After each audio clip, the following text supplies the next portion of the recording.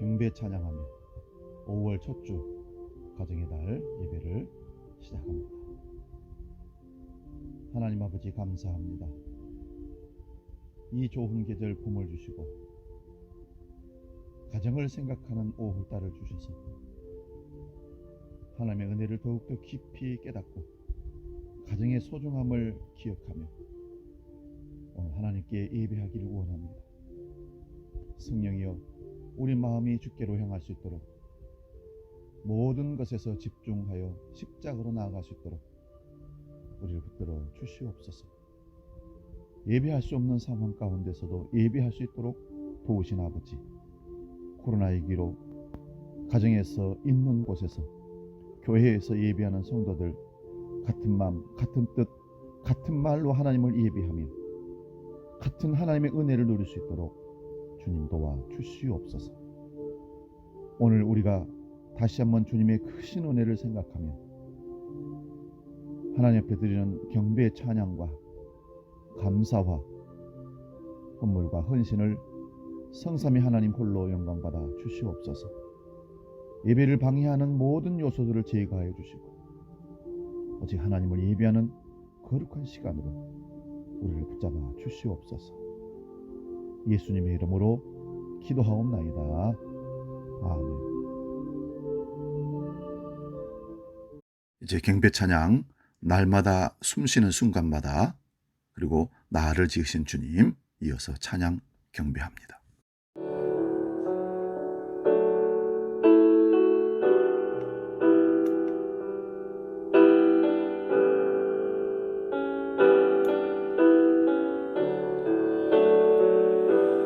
날마다 숨쉬는 순간마다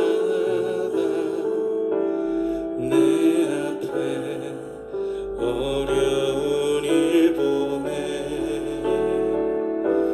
주님 앞에 이 몸을 맡긴 때 슬픔 없네, 두려움 없네. 날마다 숨쉬는 순간마다 내 앞에 어려운 일 보내 주님 앞에 이 몸을 맡길 때 슬픔 없네, 두려움 없네. 주님의 그 자비로운 손길 항상 좋은 것 주시도다. 사랑스레 아픔과 기쁨을 수고와 평화와 안식을 날마다 주님 내 곁에 계셔 자비로 날 감싸주시네. 주님 앞에 이 몸을 맡길 때 힘주어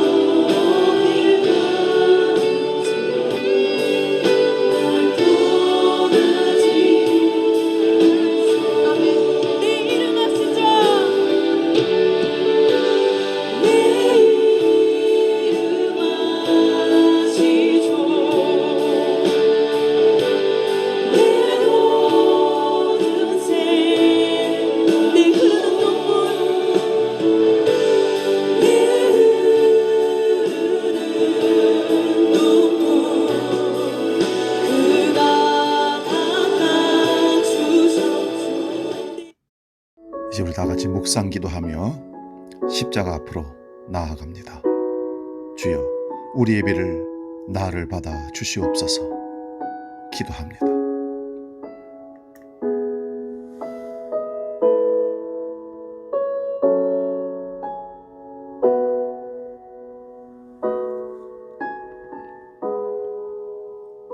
진실로 너희에게 이르노니 너희가 돌이켜 어린아이들과 같이 되지 아니하면 결단코 천국에 들어가지 못하리라. 그러므로 누구든지 이 어린아이와 같이 자기를 낮추는 그이가 천국에서 큰 자니라. 아멘. 어린아이들을 사랑하셔서 늘 품에 안으시고 축복하시는 주님, 오늘 거룩한 주일에 어린이 같은 마음으로 하나님의 따뜻한 사랑을 받고자 하나님 앞으로 마음의 무릎을 꿇고 나아옵니다. 여기 우리와 함께하여 주옵소서. 진실과 순수한 마음으로 정성을 모아 하나님을 예배하오니 우리 가운데 성령으로 강하게 임하셔서 우리의 찬송과 기도와 헌물을 흠양하여 주옵소서. 거룩한 예배로 받아 주시옵소서. 그리하여 우리 무리에게는 한없는 하늘의 은총이, 감격이, 변화가 일어나는 복된 시간으로 함께하여 주옵소서. 우리로 하여금 하나님께 영광의 제물이 되도록 성령이여 이끌어 주시옵소서.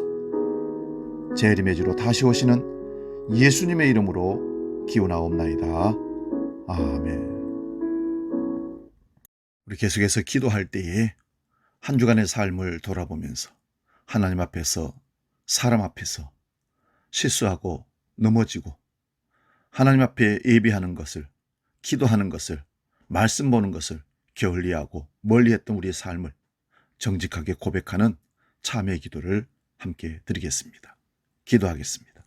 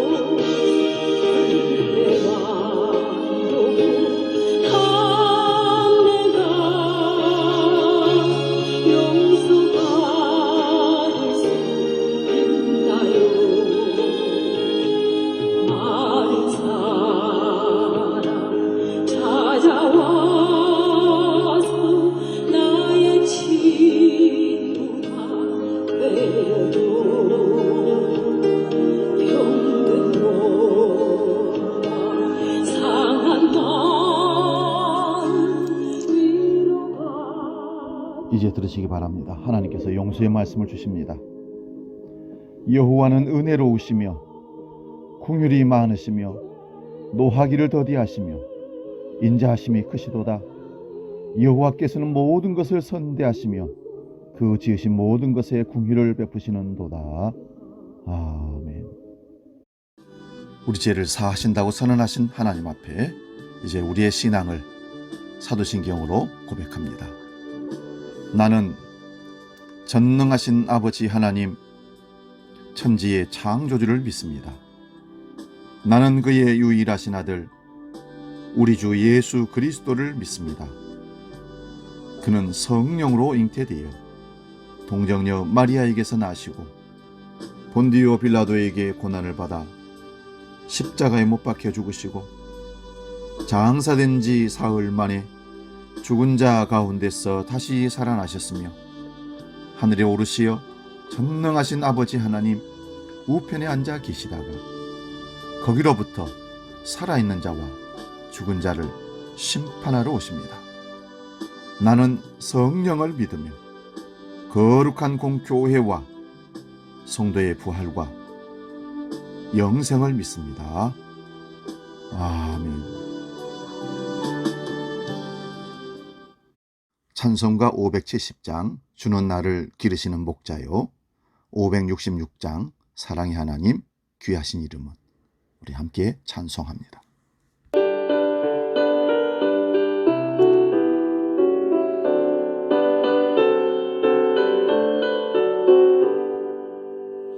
주는 나를 기르시는 목자요, 나는 주님의 귀한 어린 양.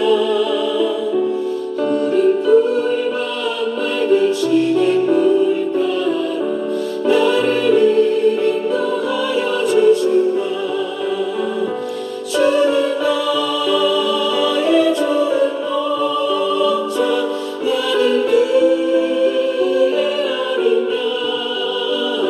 저를 따라 꼴을 먹여주시니 내게 부족함 전혀 없어라. 예쁜 새들 노래하는 아침과 노을 비기는 고나원에 사랑하는 나의 목자 음성이 나를 언제나 불러주신다. 주는 나의 좋은 목자, 나는 그의 어린 양. 저를 따라 꼴을 먹여주시니 내게 부족함 전혀 없어라.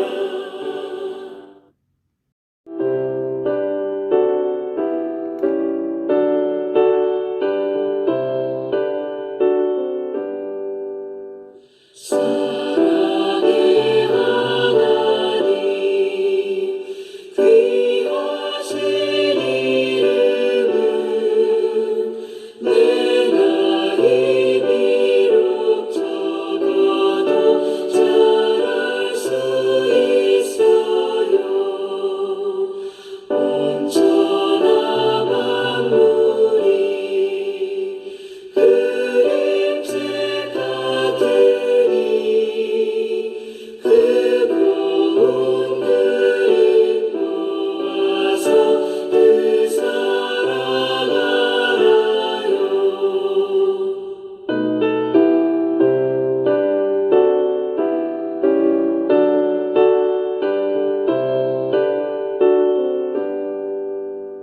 저 고운 꽃밭에 비오나 내리며 하늘에 뻗친 무지개 참 아름다워요. 오늘 우리에게 주시는 하나님 말씀을 봉독하고 말씀 상고합니다. 구약성경 욥기 1장 1절에서 5절 말씀입니다. 구약성경 760면에 있습니다. 이 말씀 봉독할 때에 살아계신 하나님의 음성을 들으시기 바랍니다. 욥기 1장 1절에서 5절입니다. 봉독합니다. 우스 땅에 욥이라 불리는 사람이 있었는데 그 사람은 온전하고 정직하여 하나님을 굉해하며 악에서 떠난 자더라. 그에게 아들 7과 딸 3이 태어나니라. 그의 소유물은 양이 7,000마리요 낙타가 3,000마리요 소가 500결이요 암나귀가 500마리이며 종도 많이 있었으니 이 사람은 동방 사람 중에 가장 훌륭한 자라. 그의 아들들이 자기 생일에 각각 자기의 집에서 잔치를 베풀고 그의 누이 3명도 청하여 함께 먹고 마시더라. 그들이 차례대로 잔치를 끝내면 욥이 그들을 불러다가 성결하게 하되 아침에 일어나서 그들의 명수대로 번제를 드렸으니 이는 욥이 말하기를 혹시 내 아들들이 죄를 범하여 마음으로 하나님을 욕되게 하였을까 함이라. 욥의 행위가 항상 이러하였더라. 아멘. 오늘 봉독한 이 말씀으로 어린이 주일, 우리는 하나님의 자랑이다, 이런 제목으로 말씀을 상고하기를 원합니다. 우리는 하나님의 자랑이다. 인생의 자랑거리란 글이 있어서 먼저 소개합니다. 2살 때는 똥오줌 가리는 게 자랑거리고, 3살 때는 이가 나는 것이 자랑거리고, 12살 때는 친구들이 있다는 것이 자랑거리고, 18살 때는 성인이 된 것을 자랑거리고, 20살 때는 운전할 수 있게 된 것이 자랑거리고, 35 때는 돈 벌어 모으는 것이 자랑거리입니다. 그런데 50세부터는 재미있는 사실이 있습니다. 이때부터는 자랑거리가 거꾸로 된다는 것입니다.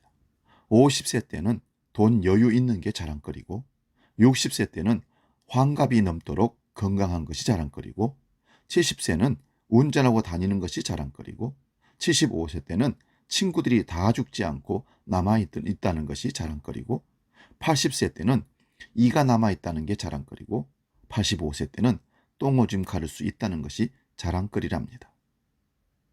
결국 인생이란 너나 할 것 없이 똥오줌 가리는 것 배워서 자랑스러워하다가 사는 날 동안 똥오줌 내 손으로 가리는 걸로 마감한다는 것입니다. 어찌 보면 세상 살아간다는 것이 그리 자랑할 것도 없고 욕심에 쩔어 살 것도 없다는 뜻입니다. 5월 가정의 달, 자녀들과 부모들 모두 자신의 인생을 한번 돌아보는 계기를 가져보시기를 바랍니다. 오늘은 특별히 어린이 주일로 우리가 지킵니다. 우리 자녀들을 생각하면서 말씀을 상고합니다. 미국의 심리학자 버지니아 사티리는 가정은 사람 만드는 공장이다 라고 말한 적이 있습니다. 가정은 사람 만드는 공장이다. 그래서 존중하고 섬기는 가정에서 자존감이 높고 건강한 자녀들이 나오고, 문제가 많은 가정에서 문제아를 만들어낸다는 것입니다. 세상은 사람들을 필요로 합니다. 그래서 모집을 하고 요소에 배치해서 세상을 돌아가게 만듭니다. 그래서 하나님은 각 가정에 주문 제작하여 세상으로 자녀들을 적재적소로 보내고 계십니다. 이 공장의 공장장 같은 분들이 바로 부모인 아버지와 어머니입니다. 그러므로 공장장인 부모들이 엉뚱한 짓 하면 문제가 생깁니다. 노름과 도박에, 술중독에, 외도에, 사회부정에 부모가 빠지게 되면 그 사람 공장에서는, 그 가정에서는 불량품이나 짝퉁들이 대거 쏟아지게 되어서 사회 문제를 야기시킵니다. 그래서 순기능을 하는 건강한 가정과 교회가 필요합니다. 그 이유는 가정과 교회가 세상의 문제들을 필터링해주는 정수기나 공기청정기 같은 곳이기 때문에 그렇습니다. 농부들은 1년 농사가 모판에서 결정된다고 합니다. 그래서 가정이 정말 소중한 곳이라는 겁니다. 왜냐? 모판이기 때문입니다. 신앙도 1세대의 신앙이 다음 세대로 전달되느냐 그렇지 않느냐를 결정되는 분수령도 이 모판인 가정에서 결정된다고 볼 수 있습니다. 그런 면에서 부모의 영향력이 지대합니다. 그런데 정작 부모들은 이 사실을 잘 모른답니다. OM 선교회의 총재였던 조지 바너 조사 보고서에 의하면 대부분의 부모들은 자신을 자녀들에게 가장 큰 영향을 미치는 존재를 보지 않고 오히려 친구들이 자녀들에게 가장 큰 영향을 미친다고 생각한다는 것입니다. 이것은 오류라는 것입니다. 부모가 잘못된 영향력을 줘서 자녀가 밖으로 나아가 나쁜 친구들을 만나고 그로 인해서 타락한 문화를 접하게 되고 문제 청소년 자녀들이 된다는 것입니다. 자녀에게 부모의 영향력을 가히 절대적이라고 할 수 있습니다. 그러면 순기능을 하는 가정, 제대로 된 사람을 만들어내는 가정은 어떤 가정일까요? 어리어리한 저택에 살면서 자녀들이 요구하는 요구사항을 다 들어주면 그런 환경에 사는 자녀들이 정말 순기능을 하는 가정에 잘 자라는 자녀들일까요? 아니라는 것입니다. 좋은 부모가 있는 가정이 순기능하는 가정입니다. 소문난 맛집은 멋진 건물이 아닙니다. 좋은 음식 만드는 기술을 가지고 있는 주방장입니다. 셰프라는 말입니다. 오늘 본문에 나오는 욥은 신앙생활도 잘했지만 좋은 아버지였던 것을 볼 수 있습니다. 그것이 하나님의 자랑거리였습니다. 본문 8절을 봅니다. 여호와께서 사탄에게 이르시되 네가 내 종 욥을 주의하여 보았느냐? 그와 같이 온전하고 정직하여 하나님을 경외하며 악에서 떠난 자는 세상에 없느니라. 이것이 하나님께서 사탄에게 욥을 자랑하는 것입니다. 여러분, 욥은 과연 어떤 사람이 있기에 하나님의 자랑거리가 되었을까요? 그 말씀 속에서 그 이유를 한번 찾아보고자 합니다. 먼저는 바른 삶으로 본을 보이는 삶을 살았기 때문입니다. 1절을 보십시오. 우수 땅에 욥이라 불리는 사람이 있었는데 그 사람은 온전하고 정직하여 하나님을 경외하며 악에서 떠난 자더라. 욥이 온전하고 정직했다고 하나님은 평가합니다. 온전하고 정직하다는 말의 의미는 도덕적이고 윤리적인 측면에서 깨끗함을 말합니다. 대부분의 영어 성경의 번역은 허물이 없는 것으로 번역하고 있습니다. 즉, 욥은 실제적인 삶이나 생활에서 바르게 살았다는 사람입니다. 여러분, 우리가 이 세상의 삶에서 인정받는 삶을 살려면 몇 가지에서 본이 되어야 합니다. 첫째는 말의 본이 되어야 합니다. 말에 본새가 있어야 한다는 말 들어보셨죠? 은혜가 되고 유익되는 말을 해야 합니다. 경우에 합당한 말을 해야 한다는 것입니다. 나중에 그럴 줄 알았다, 그럴 것 같더라, 말의 신뢰성을 잃어버리면, 또한 한 말은 반드시 지키지 않고 정직한 말을 하지 않고 변동하면 그 사람은 사이에서 신뢰가 무너지고 맙니다. 전도서 5장 2절에는 너는 하나님 앞에서 함부로 입을 열지 말며 급한 마음으로 말을 내지 말라. 하나님은 하늘에 계시고 너는 땅에 있음이니라. 그런즉 마땅히 말을 적게 할 것이라. 신중히 말하라, 그런 말입니다. 두 번째는 행실의 본을 보여야 합니다. 마태복음 5장 16절에 주님 말씀하십니다. 이같이 너희 빛을 사람 앞에 비추게 하여 저희로 너희 착한 행실을 보고 하늘에 계신 너희 아버지께 영광을 돌리게 하라. 우리 그리스도인들은 착한 행실을 제대로 베풀어야 됩니다. 왜냐하면 우리를 보고 그들이 하나님께로 나아올 것이기 때문에 그렇습니다. 전도지 주고 선물 줘서 전도하는 것이 아닙니다. 여기서 착한 행실은 선을 베푸는 행실을 말합니다. 남을 먼저 생각하는 행위, 사랑으로 행동하는 행위, 희생할 줄 알고 봉사할 줄 아는 행동이 착한 행실입니다. 세 번째는 사랑의 본을 보여야 합니다. 요한일서 3장 18절에 보면 자녀들아 우리가 말과 혀로만 사랑하지 말고 오직 행함과 진실함으로 하자. 사랑은 행동하는 힘이 있습니다. 거창하게 하진 못하더라도 진실함과 행동이 따르는 사랑, 작더라도 감동을 줄 수 있습니다.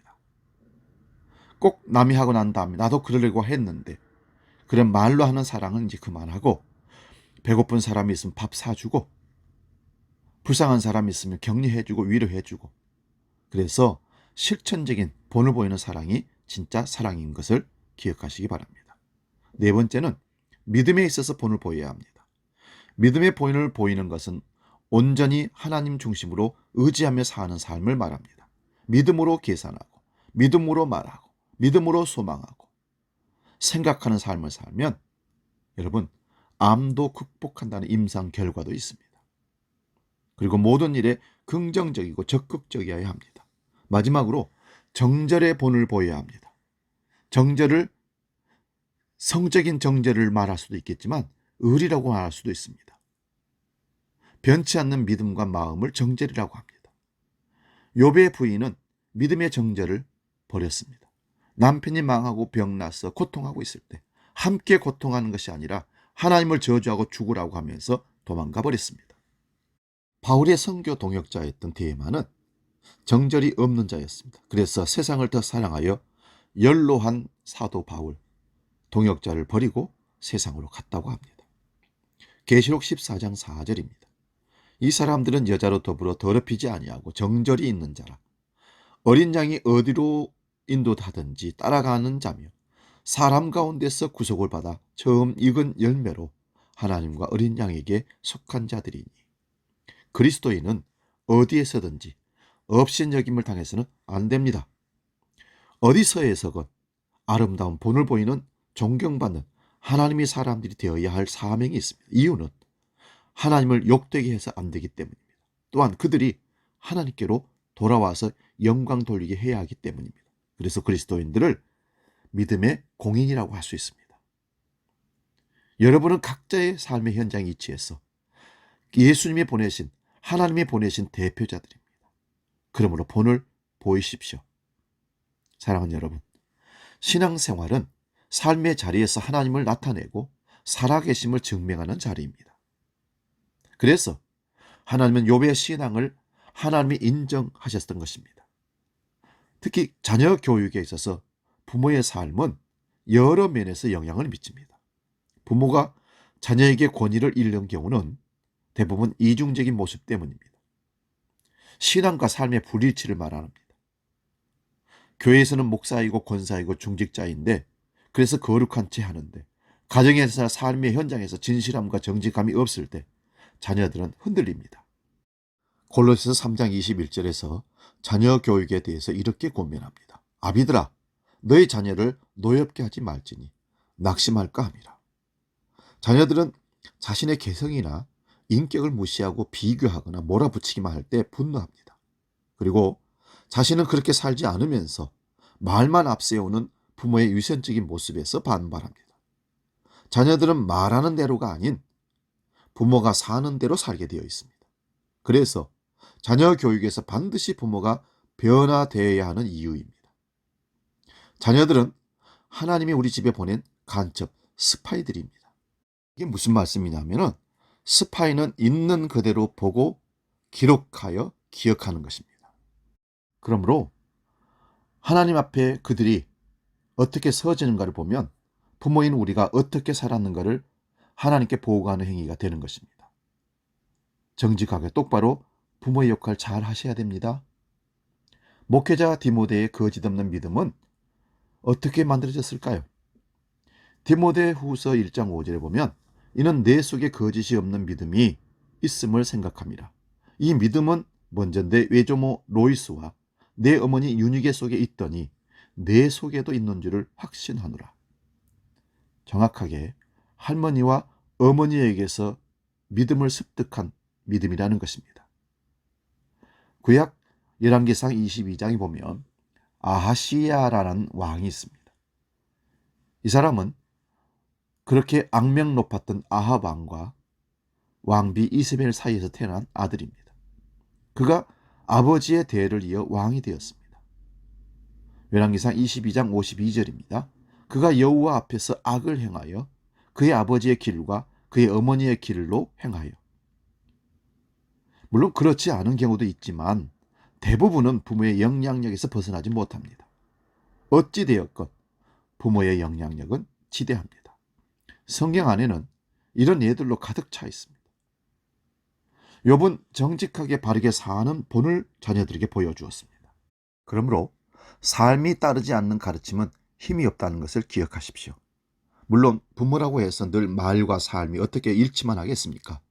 때로는 잘못하고 실수할 수 있습니다. 그러나 솔직함으로 용서를 구할 줄 아는 부모이면 그 권위는 유지됩니다. 욥이 하나님의 자랑이 된 두 번째 이유가 여기 있습니다. 관심을 가지고 신앙으로 자녀들을 양육했기 때문에 하나님의 자랑이 된 것입니다. 욥은 자녀들에게 깊은 관심을 가지고 있었습니다. 무엇보다도 신앙으로 바로 세우려고 애썼던 아버지였습니다. 보면 5절을 봅니다. 그들이 차례대로 잔치를 끝내면 욥이 그들을 불러다가 성결하게 하되 아침에 일어나서 그들의 명수대로 번제를 드렸으니 이는 욥이 말하기를 혹시 내 아들들이 죄를 범하여 마음으로 하나님을 욕되게 하였을까 함이라. 욥은 자녀들의 생일에도 마음을 놓지 않았던 것을 볼 수 있습니다. 먹고 마시고 즐기다 보면 도를 지나쳐서 넘어지고 하지 말아야 할 일들을 할 수도 있기 때문에 그렇습니다. 혹 마음이라도 하나님을 잊어버리고 범죄하였을까 조바심을 가졌던 것입니다. 그 다음 날에 자녀들을 불러 모아서 자녀들의 숫자대로 하나님 앞에 번제를 드렸던 것입니다. 다시 말하면 예배했다는 것입니다. 회개하고 참여하며 찬양하고 예배했다는 것입니다. 욥은 이를 통해서 자녀들이 하나님 앞에서 거룩하게 살도록 늘 가르쳤습니다. 무엇보다도 자녀들을 하나님 앞에 바른 신앙인으로 세우려고 애썼습니다. 그 어떤 것보다도 하나님과의 바른 관계가 중요하다는 것을 그는 익히 알고 있었기 때문입니다. 우리 교회의 성도들 중에는 자녀들이 가족들이 교회에 나오지 않지만 매주 일천번제와 주정헌금을 드리면서 기도하는 부모의 심정의 기도가 있습니다. 저는 참 좋다고 봅니다. 설득하고 타이르지만 오지 않는 그들을 끊임없이 기다리며 기도하는 그 자세. 하나님께서 언젠간 그 기도, 그 중보기도 들어줄 줄로 믿습니다. 욥이 자녀들을 위해 이렇게 한 것은 전적으로 욥의 자신의 신앙에 기인한 것입니다. 그는 이렇게 믿었습니다. 내 자식들이 하나님 앞에서만 바로 살아준다면 나머지는 하나님이 알아서 하실 것이야.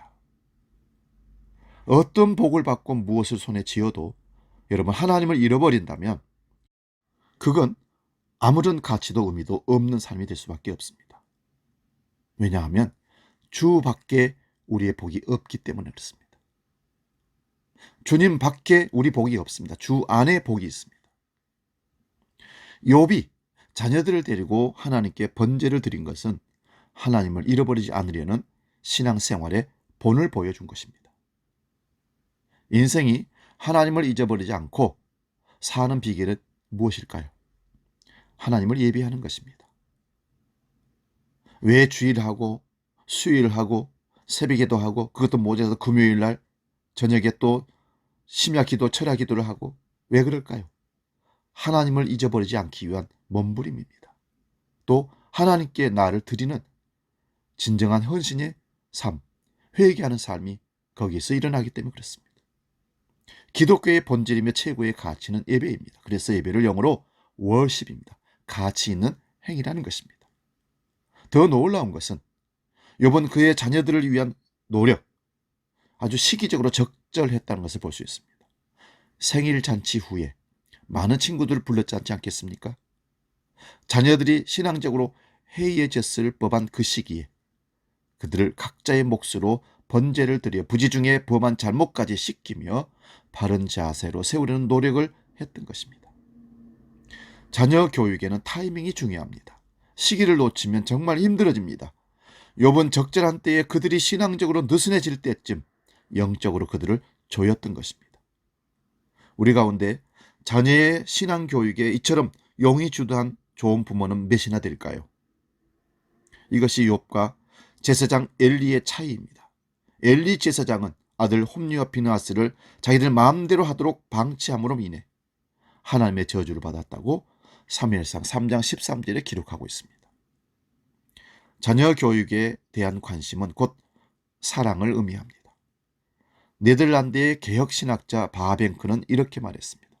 만일 우리가 식물보다 우리의 후세대에게 더 관심을 기울였다면 오늘날 우리는 잡초정글에 살고 있지 않을 것이다.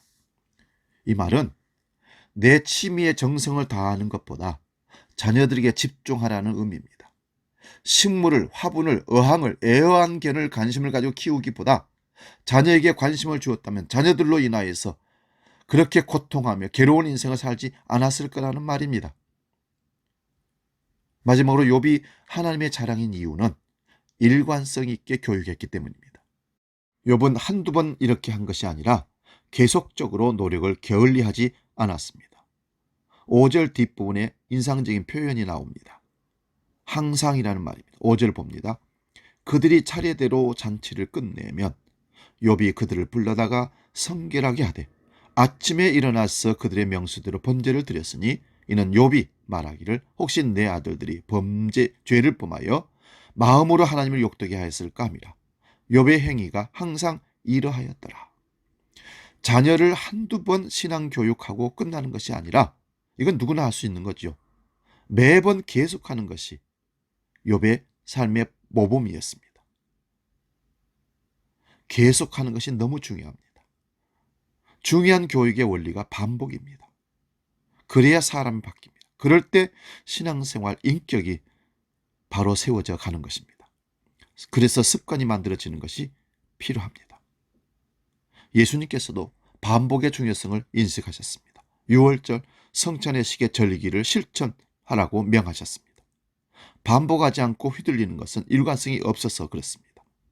자녀들이 가장 혼란해하는 것은 부모가 일관성을 잃어버릴 때라고 합니다.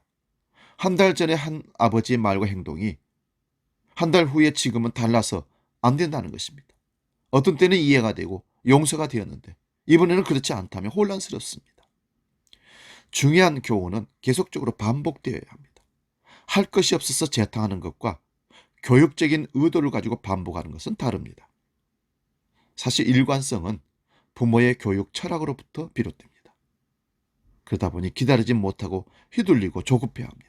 그래서 전혀 창의성을 키워주지 못하고 어디서 들은 정보로 아이들을 내몹니다. 학원으로 어디로.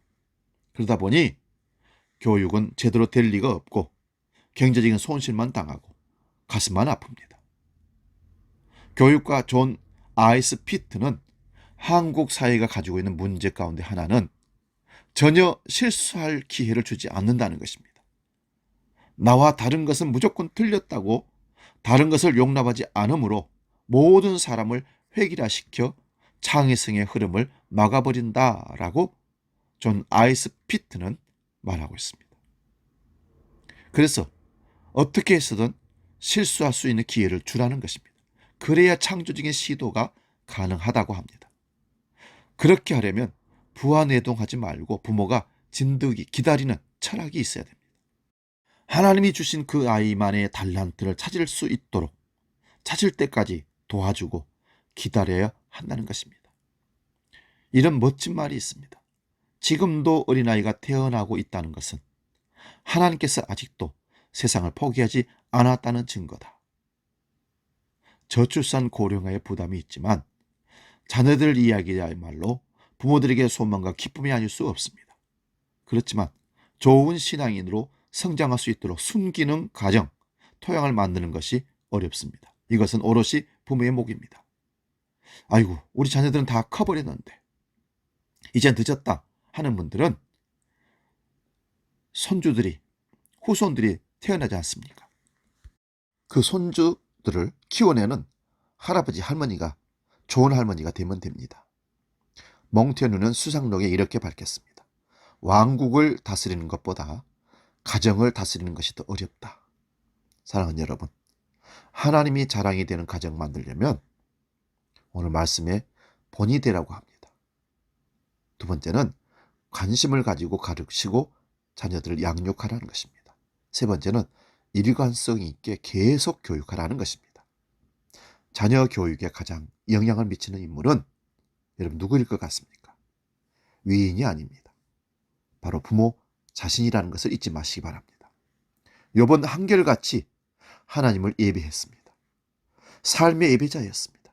그는 고통 속에서도 예배했습니다. 사단은 우리가 예배하는 것을 싫어합니다.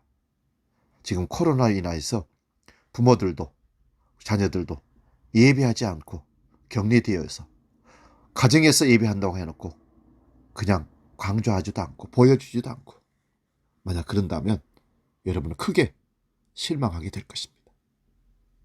가정 예배 회복하십시오. 지금이라도 예배를 시작하십시오. 그리스도인들의 예배는 자기 영적인 만족을 위해서 드려지는 것이 아닙니다. 하나님 앞에 드려지는 제물이고 이 시대와 사회의 영적인 보건의 저수지 역할을 하는 것입니다. 본이 되고 관심을 가지고 계속하고 예배하여 교육함으로 건강한 가정, 건강한 교회, 건강한 민족 만들어내는 우리 모두가 됩시다. 기도하겠습니다. 하나님 아버지, 우리는 가장 중요한 가정을 소홀히 함으로 가정이 무너지는 아픔을 겪었습니다. 또한 겪고 있습니다. 자녀들에게 관심을 제대로 주지 못하여 문제를 만들었습니다. 이 책임이 부모인 우리에게 있음을 알게 하신 것 감사드립니다. 또한 신앙 교육을 반복적으로 못하고 영적으로 죽어가는데도 전혀 어떻게 할 수 없는 삶을 살고 있습니다. 다음 세대의 신앙 유산을 물려주지 못하는 부모들이 거의 실망하고 절망하고 있습니다. 청소년들이 교회에서 떠나고 예배 자리에는 사라지고 빈자리만 있습니다. 가정의 달에 다시 한번 가정과 자녀들에게 관심과 사랑을 주므로 다시 세우는 기회가 되게 하여 주옵소서. 무엇보다도 하나님 없는 삶을 물려주지 않도록 부모들로부터 예배와 기도와 말씀으로 건강하게 세워지게 하여 주옵소서. 그리하여 욥처럼 하나님이 자랑거리가 되는 우리 모두가 되게 하여 주옵소서. 이제 오늘 드려진 헌금 놓고 봉헌 기도합니다. 살아계신 아버지, 가정을 주시고 5월을 주셔서 감사합니다. 오늘 우리 자녀를 주셔서 감사합니다. 아버지 앞에 예비하는 믿음의 가정들을 축복해 주시고 이끌어 주셔서 감사합니다. 그 은혜 기억하여 11조 예물을 구분하여 드리는 성도가 있습니다.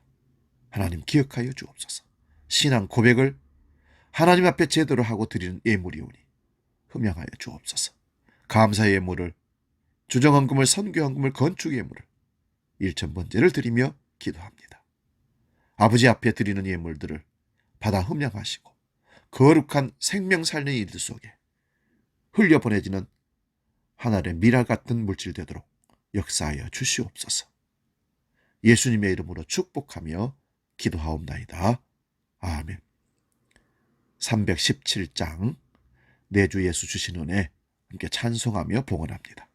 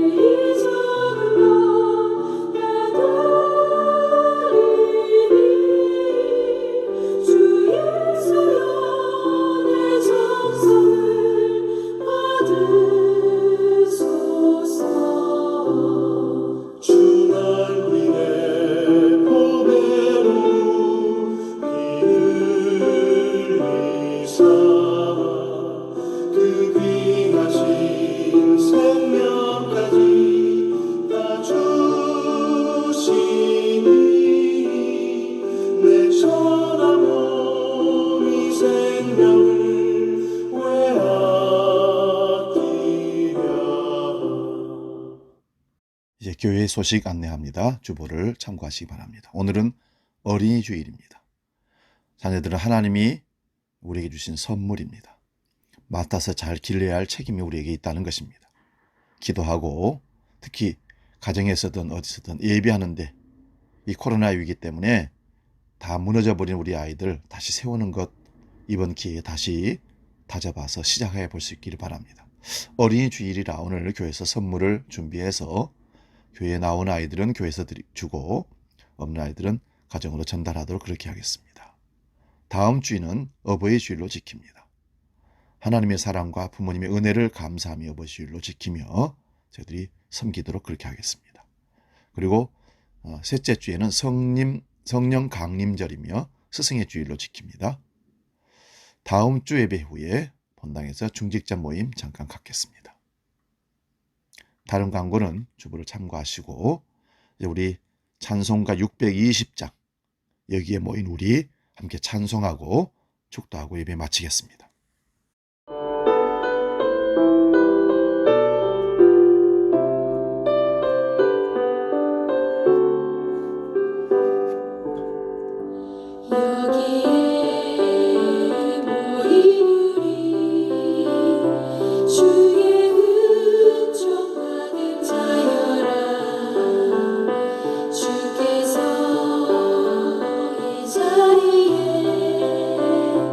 함께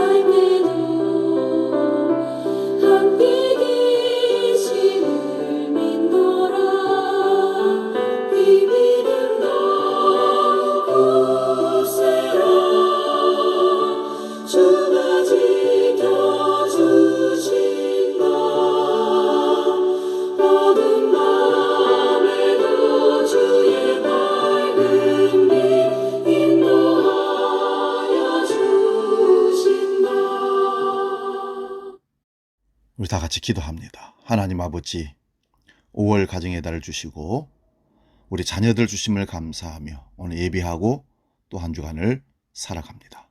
5월 내내 가정을 생각하고 우리의 신앙을, 자녀들을 생각하며 부모들을 생각하며 하나님 앞에 바로 세우는 가정, 믿음 우리에게 있도록 역사하여 주시옵소서. 온전히 주님께서 우리를 그렇게 이끌어 주시고 사랑해 주심으로 하나님의 자랑거리가 되는 믿음의 사람들로 살게 하여 주옵소서. 이제는 우리 주 예수 그리스도의 은혜와 아버지의 크신 사랑과 성령님의 감화, 교통, 지키시고 인도하심이 하나님의 자랑거리가 되기로 약속하며 결단하는 모든 믿음의 사람들 머리 위에, 우리 주와 함께 속한 모든 가정들과 교회 위에, 이민족 가운데 영원히 함께 계시기를 간절히 축원하옵나이다. 아멘.